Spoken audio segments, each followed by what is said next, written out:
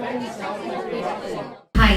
this is Vidya from the Koi Post, and today we're going to take you through the latest developments on the RK Nagar elections and also the IT raids that seem to be going on in a full swing. As far as the IT raid goes, the IT sleuths are supposedly at the office of Radhika Sarath Kumar, which is the Radin Media Works, and they seem to be there right from this morning. And this, they say, is apparently after all the incriminating documents that were procured from the residence office and the quarries of Dr.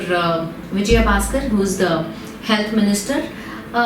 Also, apparently there are raids that are going on at a couple of his quarries today as well. That's what we are hearing from as far as the IT raids are concerned. The latest on the Election Commission. The Election Commission has today announced that they will get the approval of the centre as per the rules of the Election Commission per se, and they would come up with the dates or hold the elections within a span of 1 year. From today. Reactions to the cancellation of RK Nagar elections. Opposition party leader and working president of DMK, MK Stalin, is pretty upset that the election has been cancelled by the Election Commission, and he says that it is very unfair that the Election Commission had to cancel the entire elections rather than sending away or rather than disqualifying the person whom they have caught to be distributing money. He says, drawing an analogy, he said that if there is a student who's been caught cheating in a classroom where an examination is being held, the teacher is supposed to send that particular student out and is not supposed to cancel the entire examination just for the sake of one student. KP Munasamy of AIADMK Purakshita Laivi party, which is OPS's faction. What he had to say about the whole thing is that he demanded that the Election Commission should probe further into the whole matter and ascertain who that 89 crore that was required at the documents that goes to prove that rupees 89 crore is to be distributed to the electorate at RK Nagar constituency. Whom does that money belong to? He wants the Election Commission to probe further to ascertain that.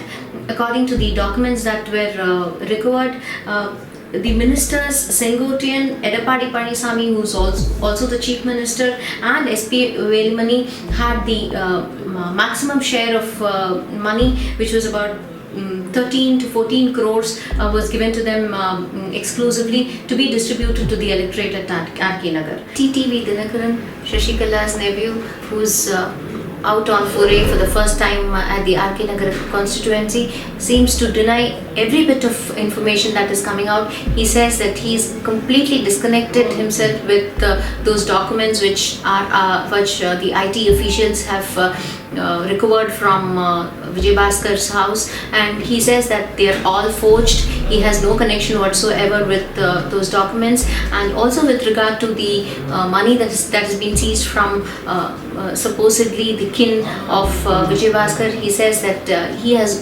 or RK Nagar elections have no connection to the money recovered whatsoever. And also he until about recently he had been blaming his opposition parties, but then today he went on to say that even the Election Commission perhaps was against him winning the RK Nagar elections, and so it was nothing but a plot that was meant to ensure that he does not win. The recovery of the documents, which goes to show that 89 crore was slated to be given to the voters, has come as a fodder to the Congress. So the former Union Minister P. Chidambaram took a jibe with the centre and said that when the centre and Prime Minister Modi had claimed that demonetization could put an end to black money, he wanted to know whether this rupees 89 crore, which was slated to be given away to the electorates, was in white. And lastly, political critics have to say that this cancellation of the elections RK Nagar by polls by the Election Commission and the surprise raid that just preceded the election did come as quite a bit of surprise, because as far as Tamil Nadu is concerned, bribing voters, giving money for voters prior to elections is not something new. So what the queries that has possibly raised is whether why this time, and why has it happened soon after the demise of the former Chief Minister J. Jayalalitha, and is it because that the amount of the documents and the amount which the documents goes to show that is to be distributed, which is 89 crore, is it huge for just one particular constituency? On what basis was this particular decision taken by the Election Commission? Well, I think the Election Commission officials are the best to probably reason it out, but yeah, this seems to have raised a lot of eyebrows.